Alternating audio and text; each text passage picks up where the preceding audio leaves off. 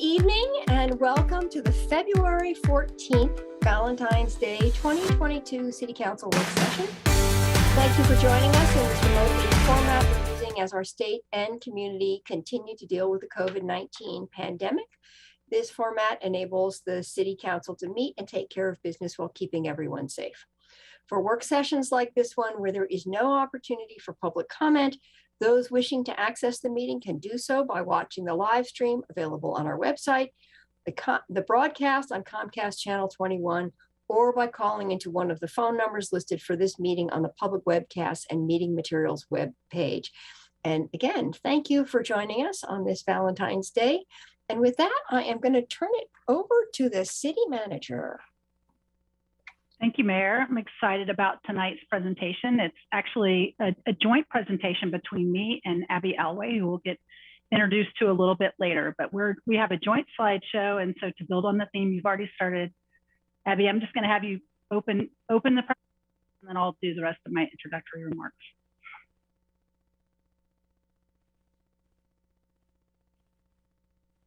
Nice. So, yeah, here we are. Encouraged me hiring in my evaluation to be bold and to be innovative, but to continue to happen. So here we are on Valentine's Day. Since you couldn't be out having your, romantic fun night, you're here. I thought I'd just go ahead and make it a little bit over the top for you, so that by the time this is over, you're like, thank goodness this day is over, just like in regular days. Next slide. So what we're going to do tonight, I've been talking to each of you individually and collectively with the budget committee and with you about a change in our budget process. And so, we're going to talk a lot about that tonight. So really what we're going to do tonight is I want to provide a little bit of context for you and the audience about what we're doing, why we're doing it. I want to talk to you about the timing of that and why it's important, how this work can connect to a lot of different things. And then I will turn it over to Abby, who will walk through a lot of the process discussions. See, we're already a good team. I didn't have to say next slide. So really the context, I think we've been, for the last several budget cycles that we've been talking about being at base camp, we've continued to show, and the forecast continues to show, a lot of financial uncertainty as we look in the out years. We're still in COVID. We have gaps that we've identified. We have the loss of the Comcast revenue. There's a lot of things that are out there that are just still uncertain. And we've had this kind of ongoing effort to try to, in any one year, make sure we had $4 million in reserves, and that on the out year, the forecast, most importantly, we're still showing 4%, which is really low, a lot lower than we want to be, but where we felt like we could stay the course and not cut too much or be too, not move too fast. So really incremental kind of adjustments through this crisis. We've also had a lot of reductions over the years, as I actually went through some budget presentations today from FY 10 and 11, looking for some old information that I just knew was in there. And we've just been on kind of this year after year, either holding steady or trying to cut something or adding with one-time dollars. And it's just over time, I think that takes a toll in the system. And I think there's a lot of things that have changed. We have a lot of emerging and urgent needs. You have work around our COVID work, our homelessness work, new work around climate, work around equity. And for all of those things, we have pretty big, ambitious goals. You've set, and this is actually, I've realized that if you actually have ambition in the city, you have an acronym. So you have the CAP, Climate Action Plan. We have the Technical Advisory Collaborative Report, the TAC report.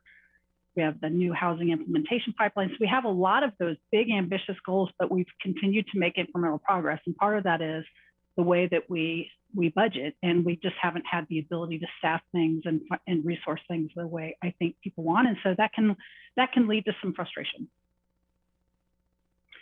Timing wise, shifting our budget in the way we do that from a more incremental approach to a more priority-based approach takes some time. It's a change in our system, it's a change in our process, and it's, while the timing is good to do it, it takes some time. So you'll get more of that as Abby talks through the process. But as we think about as we think about that timing, part of why it was really important to me during supplemental budget that we move that a large chunk of the marginal beginning working capital into reserves is that it really helps us with that 4 and 4 timeline and buys us a little bit of time so we can make these adjustments. One of the adjustments that I've been proposing and I will propose is that we shift to a 2-year process. We've talked to a lot of jurisdictions that have gone through this budgeting for outcomes process or priority-based, zero-based. It's got lots of different names and we'll need to get really clear about our language so the public really understands it. But part of that is it's a lot more engaging. It's much more future focused because you're planning on a 2-year horizon instead of 1. You have a little bit of flexibility between those 2 years to manage kind of the emerging things that come up. But that process is really important because if you're really going to engage with the community and do this work in a way that I think is going to be fulfilling, we'll need to be on a longer span between budget prep. So the way I'm imagining it is that this year I'm presenting you the FY23 budget. It's mostly going to be kind of status quo, hold things as much as we can, preparing for next year, which we know we have reductions to make. And next year would be a 24-25 2-year budget. Next slide. So the connecting to things. Since I've been in this role, there's been a number of times I've shown a slide about, in an ideal situation, we're getting a lot of work, we're getting a lot of engagement from the community, information from the community about what matters to them and where they want to see progress. And then we're working with you on your sort of goals and vision. We're coming out of that with a strategic plan or an action plan, and then we're getting feedback and measuring our progress, and we're telling our story. So all of those things kind of play together. And we've been trying to get into that rhythm for a couple of years. So with this, part of what you'll see today is a timeline that starts to put those together that, we've talked about this community survey. We were about to launch it when COVID hit. We put a little bit of a pause on it because part of our engagement strategy was one of wanting to get out into neighborhoods and talk to people door to door. That was impossible. And everybody was so focused on COVID, it was hard to really, just didn't feel like the right time. And so that's one piece. And we've been talking about a little bit of a strategic plan. I've been talking to somebody who does some pretty interesting work in municipalities on a very, very literally a day and a half type strategic planning process that they do with councils and staff. Really engaging, really fun, credible person. So we're talking to him about possibly doing some of that work, and it'll either be ahead of the community survey where we take that information and then we go out and say, is this the right information, or it could be after, but it's a way of taking your current vision, goals, and outcomes and just sort of refining it into a 1-year action plan that we can really measure the results. And I think that is a whole part of telling our story that I continuously hear people say, we don't tell our story. Well, I think you'll see that the process Abby's going to outline will help us tell that story quite a bit. So in terms of process, our job is to take all of those interconnected pieces, and instead of it having be like a web, that we actually give you sort of a flow and a process and build a new journey. And so I feel like I need a new metaphor because we've been doing this base camp for a couple of years, and it feels like it's maybe we just need like a good old road trip with a mixtape. So while we will continue, and I think that's actually not a bad metaphor because as we step into this process, there's going to be some ways that we can flex, but there will also be ways in which once we get started, we actually have to go a certain distance before we get to the next off ramp where we can kind of talk, or the next rest stop. So it is quite a commitment, but it should also be a little bit of fun, and that we are definitely committed to that. So with that, I'd like to introduce Abby. Abby works in finance. She's done some great work for us over the years. She also, if you remember, she came to us from the role in equity and contracting and has just kind of continued to grow her career, and she's going to help project manage. So Abby, take it away. All right. Thank you, Sarah. And thank you, Mayor and City Council, for this opportunity to share with you tonight. I'm Abby Alway, project manager for this priority-based budgeting project, also known as PBB, another acronym. Sarah has shared the city's reasons for this change in budgeting process improvement. So I'm going to focus on the brief overview of how we're going to do this. And I'll start by sharing that when we're not alone in this effort, and we have engaged a very talented consulting firm by the name of Resourcex. They are the founding gurus of the PBB process, and they are going to help us guide us along this journey.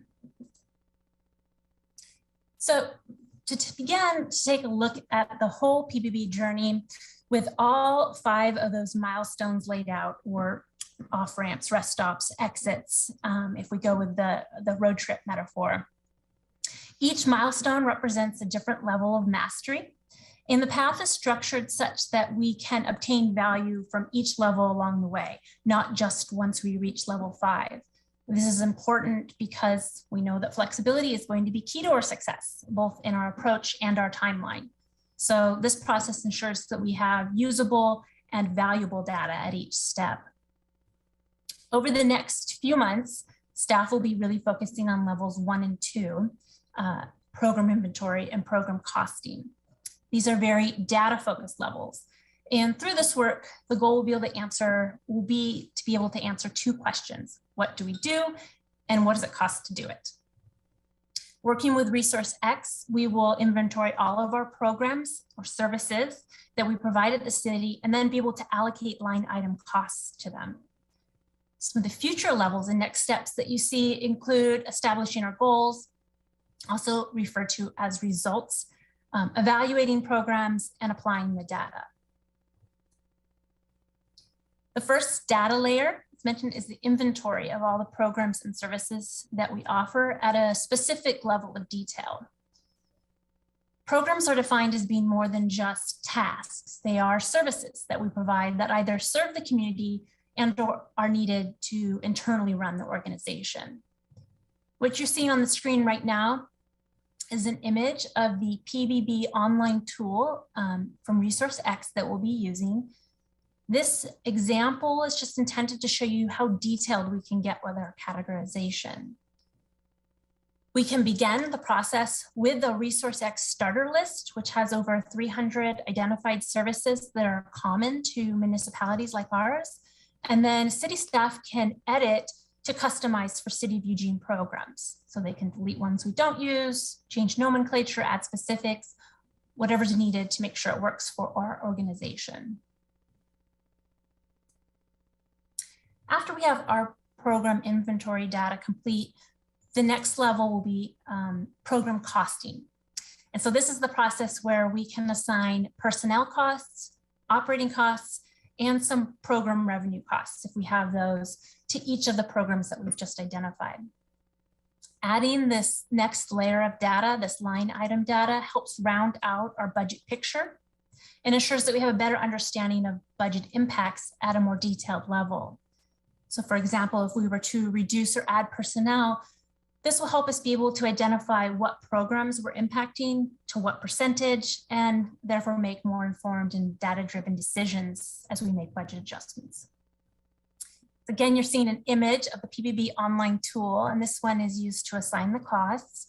It's a lot of information to take in on one slide, but I just wanted to show it so that you can see the detailed level of information that this tool allows us to create, collect, and importantly, store in one central location, and how all that same information can then be viewed in different ways depending on what type of reporting that we want to do on it. And while our project focus right now is currently on data collection, those first 2 levels, we are looking ahead to the next levels and the opportunities for the city on how we can apply that data we're collecting. So level 3 is where we'll ask ourselves, why are we in business? And this is where we can connect our program data, the what we do and what it costs, to our values and goals, who we are, what matters to the city. And with that connection, we can then move ahead to making program evaluations, gaining insights, again, looking at opportunities for applying the data. In order to do this, we do need to determine the attributes that we want to evaluate our programs on. The attributes are our values and goals that represent our community and organization. There are basic program attributes to consider. These apply to nearly every city, such as, is it mandated? Is this program that are we the only provider of it? Has demand increased or decreased? Do we receive revenue on it? Who benefits? These are definitely questions that we want to include in any evaluation process as we look at our programs. But we also want to make sure that we include attributes that reflect what we as the City of Eugene value. And this is where we'll look to City Council to help identify those priorities that are really specific to our organization and community, so that we can work to align them with our programs when that time comes. Without these attributes, we won't be able to assess whether what we're doing is aligned with what we want to be doing. And this effort will really help provide transparency for the community, as they tend to see the city more in terms of what we provide and not on a department level or who exactly is providing it. And these results and the evaluation process are really just another data point to help tell that whole story of a program. Without some of the data points, then we'll be missing some of the story, and therefore it'll be more challenging to make intentional and informed budget and planning decisions. Just taking a look at timeline, what right now, our sort of draft timeline, as you see, our budget work has us kicking off the program inventory this month, and then conducting cost allocations following that in the spring. The timing for work on strategic planning, results and evaluations, Sarah mentioned that's still being scheduled, and community engagement may adjust in the timeline once those two items are determined. All in all, this timeline has us working towards the fall, where we have the plan to have a set of information that will help us make better, more data-driven decisions for the FY 24-25 budget. And so lastly, really, before we head into any questions or comments, I just wanted to mention the staff commitment to this project. In addition to our excellent outside consultants, we've pulled together a cross-departmental team at the city to focus on various aspects: data collection, strategy, communication, community engagement. This is really an all-in team effort, and it's been really exciting to see how people are invested in continuing to make the city better with this process. So thank you. And with that, Sarah, if we're open to questions or comments. Yeah. Thank you, Abby. I'll say a couple of things. First, it's our budget as it is today can feel really complicated and hard to understand. And I'm certain as we start to think about how are we going to do this and shift it, it opens a lot of questions. There's a lot of details that you can't possibly take in a work session like this in this amount of time, because there's just a lot to learn. So I will say that the city did kind of go down this path many years ago when I was, so it has to have been like more than 15 years ago. We started to work around this budgeting for outcomes process, but we never kind of completed it. And this work, and it's called priority-based budgeting, zero-based budgeting, budgeting for resilience, has come a long way since that time. And this contractor, Resourcex, they have worked with a lot of municipalities that are municipalities we look to as leaders that also look to us. So a city like Fort Collins has been doing this for a number of years. It's thought to be one of the best managed cities in the country. So there's a lot to learn. You're going to have more opportunities. We're going to actually have, I think we're going to have Resourcex at the budget committee meeting on March 9th to be able to provide more information. And I have a lot of confidence in them and kind of the map and process, but I know there's a lot of details here. So I look forward to your just overall first feedback about just shifting our process and kind of moving into a different approach where we're more engaged with the community, more aligned with your goals, and talking about our priorities. Okay, thank you. Thank you for that, Abby. That was really a great, quick summary of how that all works, and I do find it very compelling. I'll see what counselors have to ask, and then I might have a couple of questions of my own. So looks like Randy's ready to go. So Randy, take it away. Thank you, Mayor, and thank you for the presentation. I'm just curious how this really differs from budgeting for outcomes. I heard Sarah use that term. That's the process I'm a little more familiar with, and just trying to get an orientation to the differences in what we might expect as we enter the budgeting process. Yeah, I think that'll be a good question. So part of what we're hoping today is when we get these questions, Chris will also be prepared to share some of this again on March 9th. What I can see really is the differences. For one, when we did the budgeting for outcomes process, we didn't get past that sort of original program inventory phase.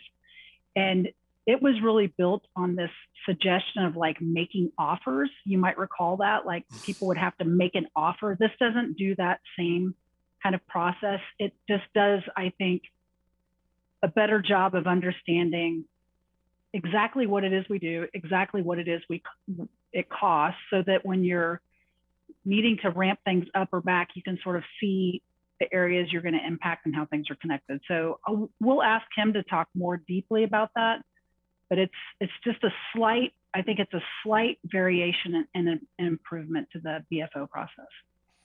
Well, thank you. Actually, you hit the nail on the head that I was concerned about. I didn't like that piece of the last process where it was more proposal based. At the same time, I don't mind starting with zero based budgeting and working up each time as well.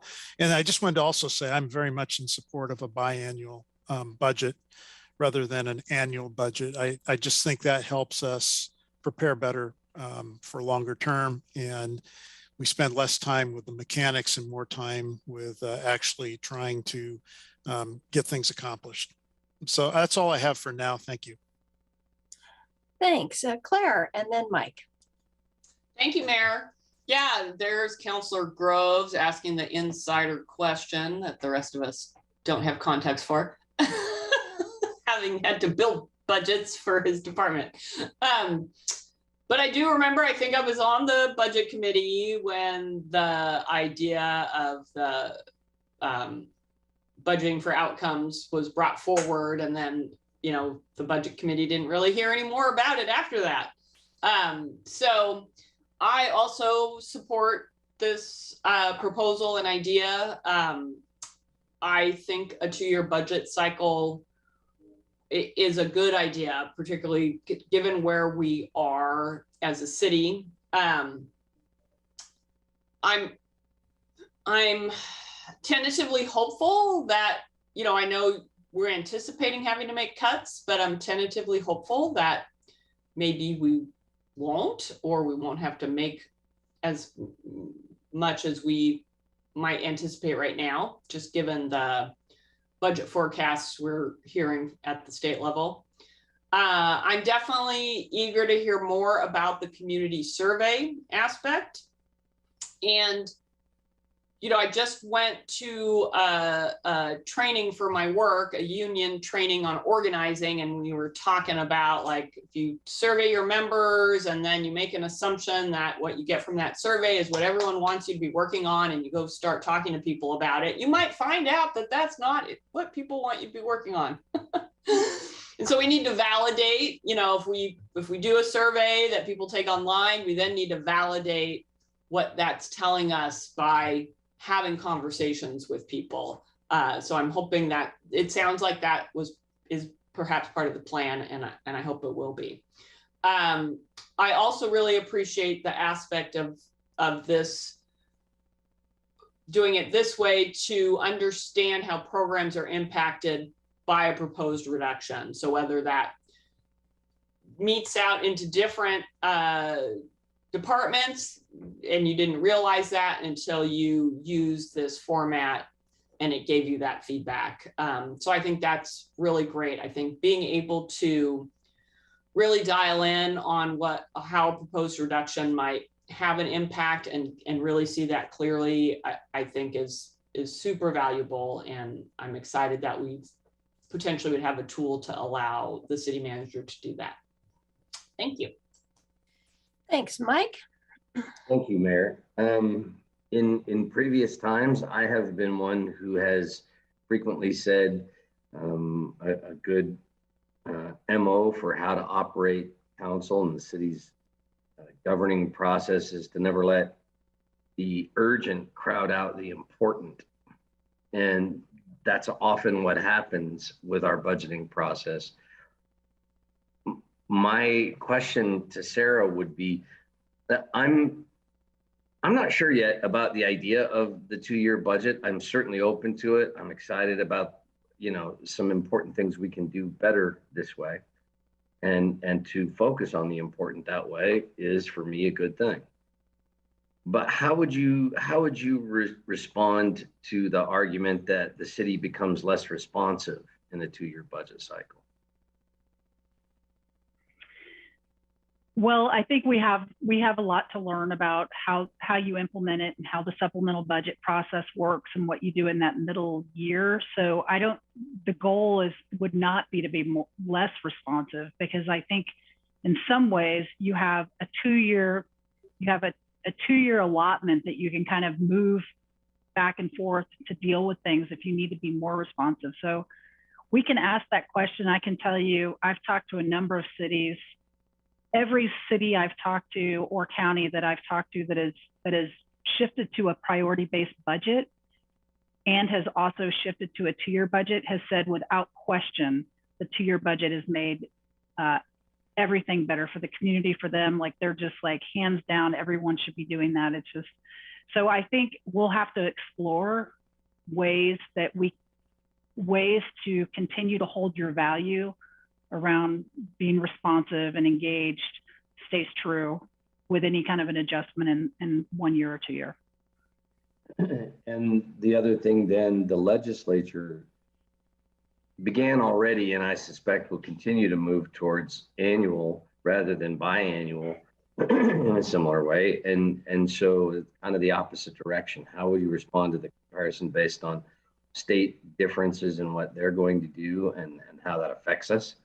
And maybe, the wisdom or lack thereof of them going in that direction of shortening and tightening it up rather than lengthening it out. Well, yeah, I think there's, as I said, I think that mid-year, second year, whatever the interim year is, you have to have some responsiveness. And so we would have a supplemental budget, I'm assuming, similar. And so whether it's a short session, long session, you would have to address that. I think the state has created that midterm to make adjustments, but their main budget is still a 2-year budget. Yeah. All right. Thank you. Since I'm not seeing any other hands. Oh, there's Emily. I'll let you go. Go ahead, Emily. I don't have a lot to say since this is all new to us, but I think it's very intriguing. I think the idea of a 2-year budget might be a good possibility. A year comes around so fast, and we haven't hardly had a chance to see how the last budget is working before we're figuring out the next one. So I think this could give us more information and a little more control of what's happening in a little longer term. I'd be really interested in that. I totally agree and want to emphasize what Claire said about validating the surveys. The more education and response from the community we can get, the better. And surveys are wonderful, but they're also, a small section in what's the confidence interval. And so validating them, I think, is going to be really important. But I'm really happy that that's basically the starting point, because that's what we should be building everything on, is what the people are saying. So I can tell I have a lot to learn, and I think it's going to be interesting. And I think it might make the budget more understandable. The chart you showed with the library divided up into all of those things, to me, that's immediately graspable, whereas the last budget had the library and then stuff, but I didn't really understand exactly where these different parts were going and how much. So I think that could be really informative and transparent, both for us and for the community at large. So It's a step out of base camp. Let's go. You just want the mixtape, pretty sure. I'll say about the community survey, it's been over 10 years since we've done kind of a big kind of community survey. We do a lot of surveying in departments around services, around topics. We survey around potential ballot measures, but kind of a broader one. We talked about several years ago. So we imagine this as being a combination of some sort of statistically valid survey, online engagement, hopefully some neighborhood engagement door to door. So it would be a number of different things that would kind of come in to informing that overall survey. So we aren't thinking of it as just being out on Engage Eugene. I think thank you for all of this. I find this so interesting. I think I agree that this feels like it adds a lot of clarity. And I think just when you think about some of the things that the city has done in the last couple of years that reach across the entire city. So the work on climate that touches a lot of different departments and activities, the work on homelessness that touches a lot of different departments and activities. And it's very hard even for council and certainly for the public to understand where we're making those investments and how that relates to the whole. And given that council has asked for quite a few years, I think as long as I've been mayor, council has been asking to attach our values to our budget expenditures. Like we've been asking for this kind of correlation so we can see. And so this feels like a really great step. I am, and I also think, I guess the other thing is that I think that, and this council pretty consistently in the last few months in particular has raised a question about accountability, about what's the bang for the buck? And it's come up mostly with relation to housing, like we're putting money in and what are we getting out and how do we measure that? And I guess I'm wondering whether this will actually also give us a better capacity to sort of get a handle on that in terms of how we measure success. That feels to me like one of the hardest areas for us to measure, particularly with, I mean, it's pretty easy to account for how many roads got fixed. It's a lot harder to account for what do we mean by success when we're talking about working with our unsheltered population. So this feels like it would help. The other question I have is how it relates to the transparency, the tool that we put on the web to enable the public to understand the budget. Will this new structure, will we rebuild that too? Or or maybe we don't know that yet. I mean, we went through all that effort to create that way for the public to understand the budget. Now we're kind of looking at it differently. Maybe Abby has a thought on that. I don't know.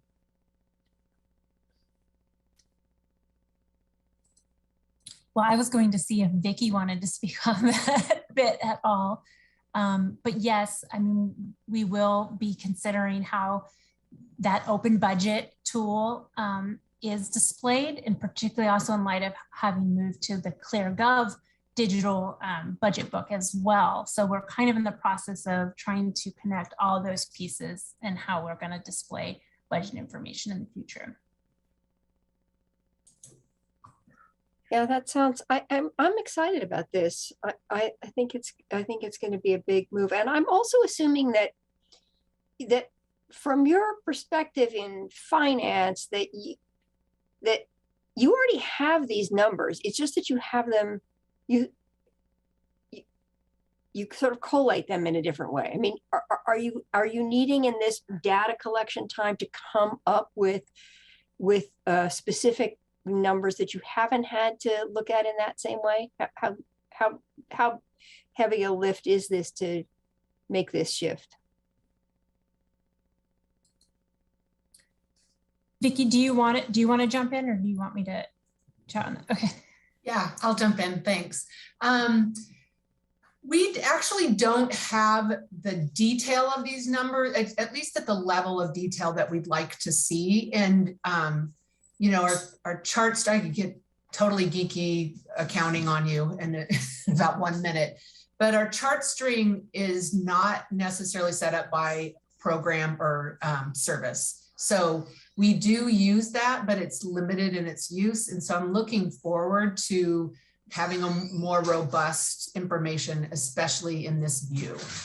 So it will be a lift. We have a beginning. And then as Abby showed you, Resourcex's tool has a huge inventory because they've been working with organizations across the country and in Canada. And we'll just piggyback on that, and it should make that a lot easier. I think when you talk about some of those cross-departmental opportunities, that will be a little bit challenging. We're going to have to dig into that a little bit more and kind of noodle on it and figure the costs on those, and especially cross-departmentally. But a lot of people are really hungry for this information. That's how people in the community see our budget. So we're really excited about this. Sounds great. Thank you for that. And Greg, question?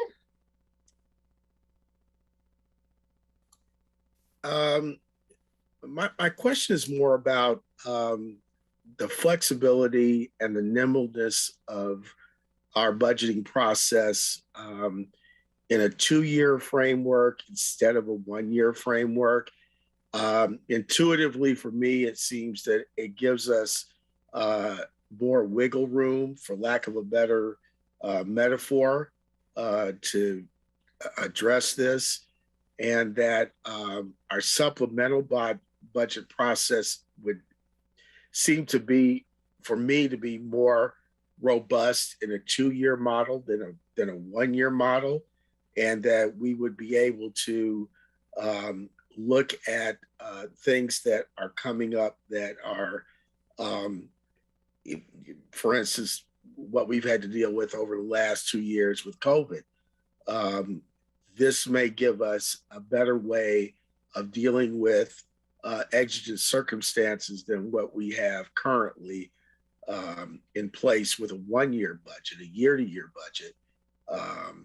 So I'm really kind of wanting to get some sense of what the staff thinks about how we approach our supplemental budget issues when they come up in a 2-year format instead of a 1-year format, and how we can be more responsive to community needs, as well as the needs that we're seeing internally, department by department, with a 2-year budget instead of a 1-year budget.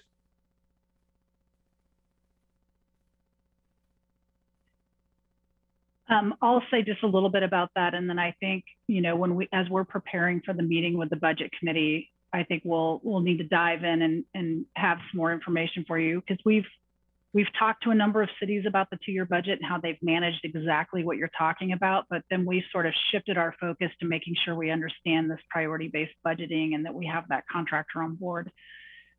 You know, part of what I think happens is, you know, in some ways, because of the way we have an incremental budget, it actually wouldn't be that difficult to set it up 2 years at a time, even right now, because most of the things have kind of stayed the same, and we kind of work around the edges of that. And I think part of what happens with this 2-year process is it kind of puts us in a place of having to plan for some of those things that are around the edges in a way that I think, in terms of financial stewardship, probably helps us set you up to make better decisions maybe than we can every year. But I do think that, and I've said this before in some of our workshops, I actually think responsiveness is one of this council's values that plays out in the decisions you make. And so trying to figure out how we create that financial stewardship while also maintaining that value of wanting to be responsive, I think, is, I'm hearing from a couple of you, is something you'll want to know how we would work that in, so we can explore that some more. Thank you, Matt, and then Alan. Thanks, Mayor. Considering we have a legislative responsibility for passing laws, setting community goals, adopting policy, and deciding which services the city will provide. That's laid out as the council's mission. I wonder if this attempt shirks or potentially shirks our responsibility to the electorate by, and I would say I'm very enthusiastic about the potential, but if part of our charge is to decide which services the city will provide, and then suddenly we're deciding only 2 times in a 4-year term which services the city will provide. And if you're a new council member, you're getting your sea legs in the first part of your first term. There could very well be a budgeting process that's already baked in, already underway while within the first few months of you, or within around the time you take office. And so theoretically, you could only have influence on one budget cycle in a 4-year term. What considerations are there to ensure that our budget committee and council are still responsible to, quote, decide which services the city will provide on an annual basis, even though we might be looking more long-term, A, and then B, if this allows us to be more forward-thinking, how would things have changed had we had a 2-year budget cycle in advance of wildfires that raged and a global pandemic that was thrust upon us? Sure. All, in the spirit of joining the discussion as opposed to just staying neutral. And you guys asked me to do that too, a little bit through the evaluation process. I think what this does, Councilor Keating, is it really shifts a lot of the prioritization to you really setting those strategic goals, like going through this process and you saying, these are our priorities, city manager. You need to resource it and finance it. And so whether I'm doing that on a 1-year or 2-year, once you set those goals and it's really clear what you're trying to achieve and how we're going to measure that, then the budget is just actually how we get it done. So your role in that first part, I think, amplifies a lot through this. So I understand your concern around how many times you touch it, but in an ideal situation, you are touching the highest level and you're not having to go in and adjust every time with the budget because you've made it really clear where you want us to be investing your dollars.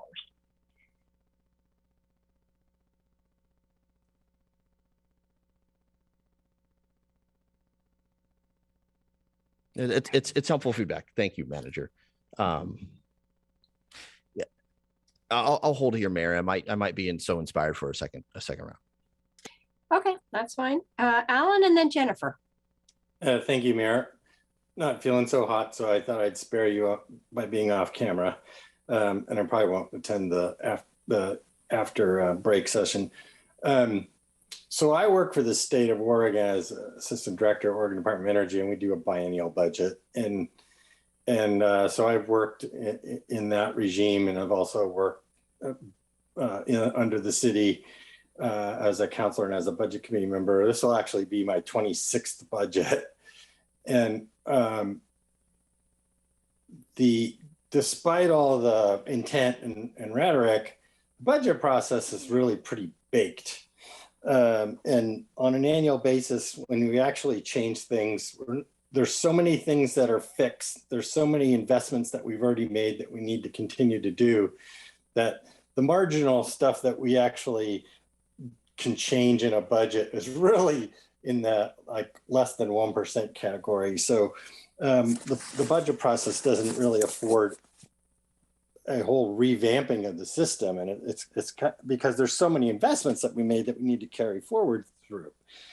So whether or not we do that on an annual basis or biannual basis, I don't think makes much difference. In terms of responsiveness, the supplemental budget, I don't see any less responsiveness at the state level than at the city level when we have a 2-year versus 1-year budget.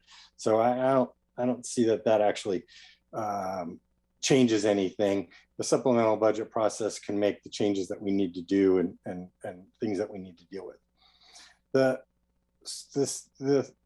the other thought I had was, so when I was on the budget committee, before I got onto the council 15 years ago, we were doing service-based budget.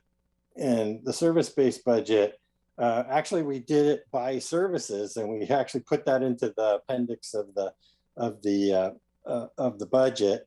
And then we actually and we were going to migrate that, and that was the way we were going to do the budget, but we never actually did that. And I think the reason we never did that is because of the structures and the authority and the way that the city operates still at a department level. So regardless of whether or not we saw the budget as on a service level or program level, which I think are the same thing here, I guess, the way that things got done were by department heads and department budgets. So it didn't really make much difference, and it kind of fizzled out over time. And eventually that appendix just kind of went away, and we went back to departmental budgets. And I'm wondering how this is going to be different than that. If all of the structure that we have around the budget stays pretty much the same in terms of authority and personnel.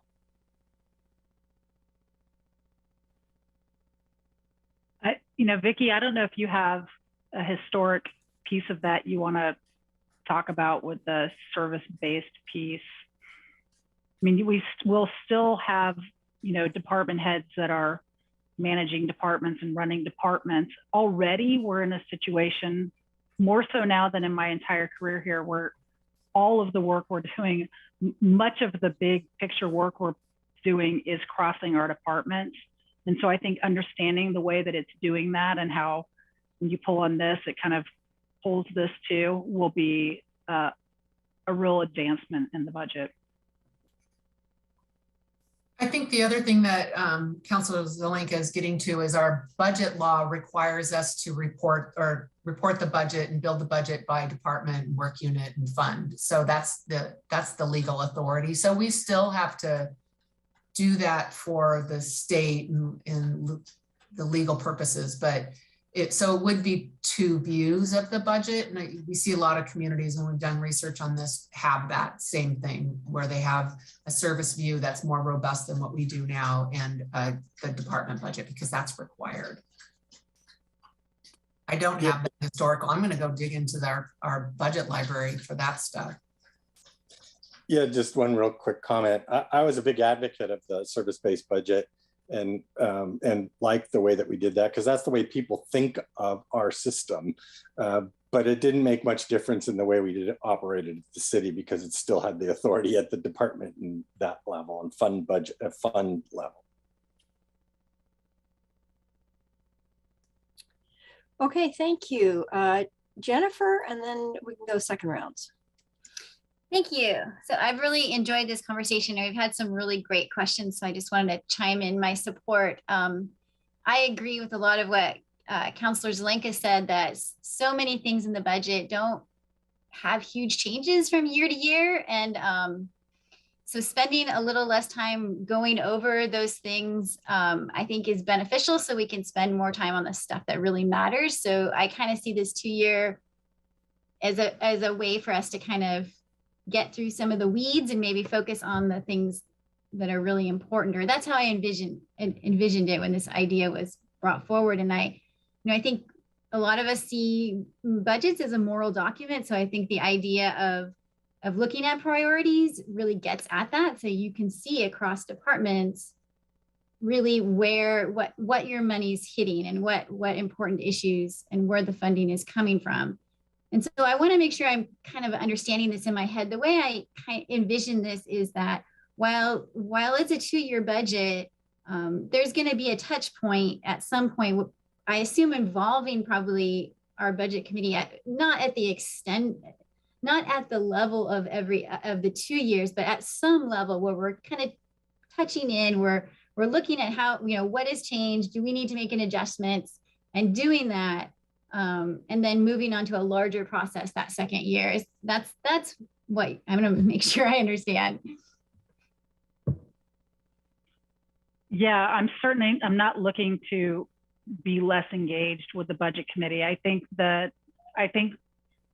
figuring out where those touch points are. I mean, we could actually have more supplemental budgets than we do right now. So you can create those touch points. And I think the systematic issue with the 2-year process versus a 1-year process is a lot of the behind the scenes things that council never gets involved in. It's the actual building of the budgets and truing up the accounts and balancing and doing all of that work every year when you're also trying to do the community engagement and prioritization and building it back up. That gets really challenging. So I think it's not the actual conversations with the budget committee and getting their feedback that I've committed to doing more of, not less of. That's great. Yeah, I'm really encouraged. Ever since I've started, I've been a little frustrated with the budget system, and I think that's common with any organization. It's never quite perfect. You always feel like it could be a little better, but it didn't seem like anyone wanted to really tackle it. And this feels like doing that, like really opening it up and trying to find a better way. And I really appreciate, I don't know if it's the bravery or the spunk to take this next step and try something a little different. I'm really looking forward to it. Okay, thank you. Claire and then Greg. Thank you, Mayor. Yeah, I mean, maybe I'm getting caught up in the Valentine's theme that you had on your PowerPoint. But I'm excited by this idea. And, to speak a little bit to Matt's concerns, I would say as a new counselor taking office in January, one is already coming into the middle of a budget cycle as it is now. And there, as Alan points out, there aren't a lot of big changes that occur in any particular budget cycle because a lot of it is carrying forward decisions from past councils, right? And so, that's both good and bad in some ways, right? So you have a legacy that's there that maybe the current council wants to shift. So that does take time. I think Sarah was just speaking to some extent to the staff efficiencies that will be gained by doing a 2-year budget cycle. I think that's important. I also think it does give us actually increased opportunity to impact the budget if that budget is being shaped around council goal setting, council policy setting, that determines what the budget's going to look like. And then that budget is a tool for meeting our goals. And that's kind of the shift I feel like I'm seeing with this concept. And then, we do have supplemental budget processes now that let us shift when council, votes and says, we're going to do X and that's going to take some dollars. The city manager typically builds that into the supplemental budget. And so we would still have that process, just the timing of it might not be determined yet. So I think we're sending a clear message to the city manager right now that those supplemental budget opportunities, need to be robust. So, I'm not worried so much about that. I think this is actually has the potential for helping us as a new council or each iteration of the council to have a greater impact in what shows up in that budget than we are able to right now with an annual budget process. Hey, thank you. Greg. Well, I know I'm going to cause some consternation with these couple of comments, but I'm just going to go ahead and say it. What, and I'm directing this directly at Sarah, what does a 2-year budget versus a 1-year budget give you in terms of relief of pressure on staff? I know that, our workloads have increased dramatically over the last few years. And then with the pandemic and with other circumstances that keep coming up and arising, not only locally, but nationally, it does put additional strain on staff. And so would a 2-year budget give you some breathing room versus having to come back year after year after year with the same process that we've been doing for years? Do you get some relief there? Do you get a little bit of wiggle room? Does it help staff perform their jobs better and relieve some of the tension and pressure that staff is currently under? From every conversation I've had with every county administrator, city manager, the answer to that is a definite yes. And it's not, it's mostly the mechanical parts of like putting the budget together. There's a tremendous amount of work that happens to put that document together, to go through all the processes to do that, that you're still doing that, but you're doing it every 2 years. And that frees you up to be able to do some of the other work that really matters. Like we were just talking about, like, could you have additional meetings with the budget committee? Can you do deeper community engagement? It does simplify the process quite a bit in terms of the legal requirements of what we have to do. And we do it every year. So like, for example, I mean, we talk about this, that we're always in 3 budgets at any given time. So we're already building the budget. Like some of you are wanting to like, we're already building and preparing so that I can do the presentation in May, and I have to make those decisions. We basically have to make those decisions in January in order to get all of that done and in place for a April, May presentation. So just, and then you adopt the budget in July. We got a couple months. So that's a long answer, but the answer is yes. Okay. And then the second part of that, which you already touched on, Sarah, is the community engagement piece. And I think that if we move in this particular direction, that will give us some additional time and an additional ability to respond to community needs and concerns that people are continually expressing all the time. And they feel like, okay, well, the city's not responsive here, the city's not responsive there. And I'm like, look, folks, we do have a lot of stuff that's going on, and that's not an excuse, but if we could have more time for staff to be freed up to address those other responsibilities or constituent responsibilities, I think that would help us out tremendously. I was walking up and down the street gathering signatures, the other day, and that's some of the things that people were telling me, is that they really understand that we're under difficult situations, but it's the responsiveness of not just city government, but county and other governments that have been hampered because people are doing 2.5 and 3 jobs, or a job and a half, as opposed to what they were hired for in the first place.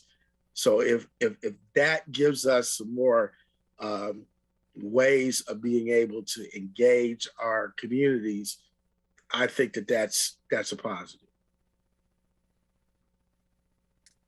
Thank you, Matt. Thanks, Mayor. I'm going to wear my old radio marketer hat here. When we were on the priority-based budgeting journey, the PBB acronym that you gave us, it made me want a PB&J. And I am just so over acronyms. I deal with them in my day job, and I deal with them on council. And I recognize, you've heard my consternation. I appreciate colleagues addressing it. It helps me wrap my head around it a little bit more, especially with the flexibility and the nimble approach of the supplemental budgeting process, and allowing for multiple touches along the way, even though you're looking around the corner toward a 2-year stability or more stability. I would frame it as a stability budget. It's a 2-year, call it what it is. It's a 2-year stability budget. Now, recognizing that, what is the buy-in from our labor partners, in particular AFSCME and SEIU? I would hope that a 2-year stability budget would be a welcome thing from our union allies.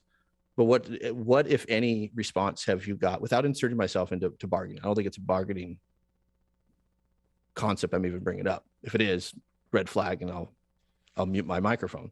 But has there been any conversation with union leaders about this priority-based budgeting, or hopefully it catches on, a 2-year stability budget. Yeah, that's definitely in our schedule of groups we'll be meeting with. So, you know, our intent, we've highlighted at a couple of meetings that we're looking at shifting our process, but we have not had any of those formal meetings yet because we wanted to meet with you first.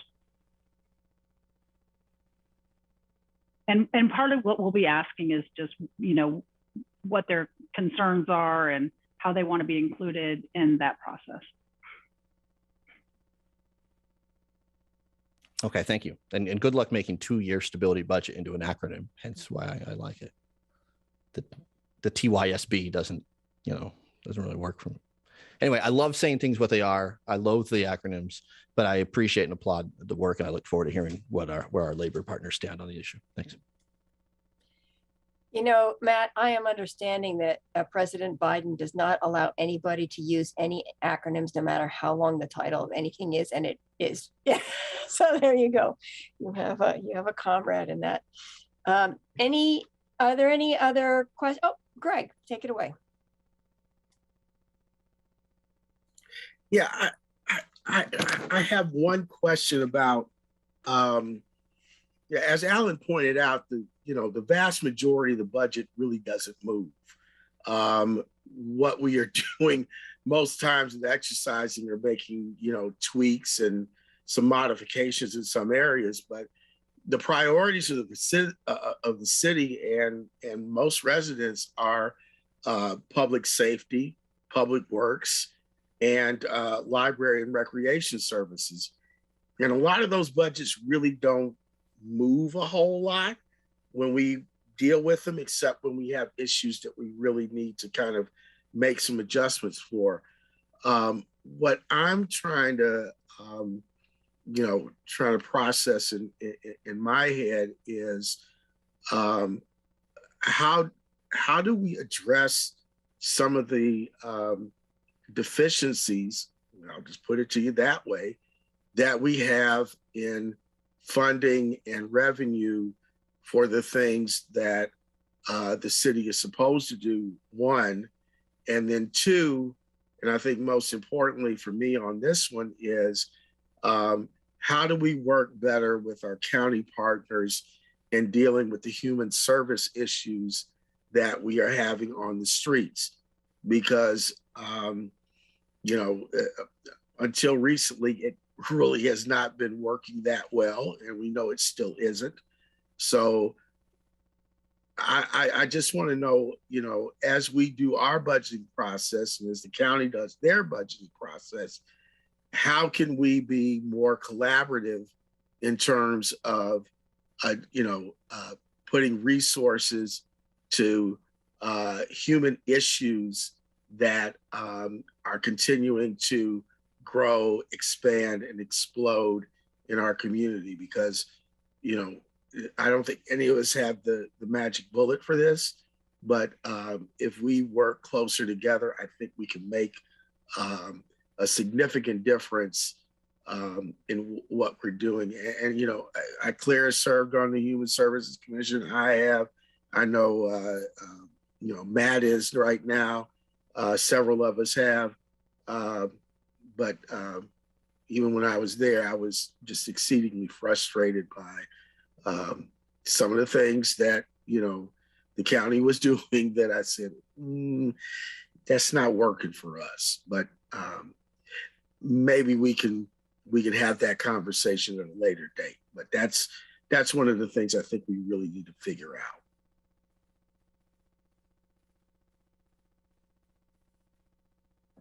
Okay, thank you. Claire. I raised my hand to weigh in on the acronym thing, but before I do, I'll let Councilor Evans know that staff, regarding the HSC, so Matt and I serve on that right now. Matt is currently vice chair. And staff, the appropriate staff has started meeting with us ahead of the HSC meetings so that we can ensure that we are representing the positions of this council and the city as effectively as possible on that body. So that's a new process. We've just started in this past 5 or 6 months, but hopefully will help us be in a stronger position in terms of making sure that the work that's going on there represents what this council has said they want to see happen. And then I was just gonna wholeheartedly agree with Matt's dislike of the use of acronyms. I bring this up in my workplace all the time. Acronyms are a way to exclude people from a conversation, because if you don't know what the acronym is, you can't participate.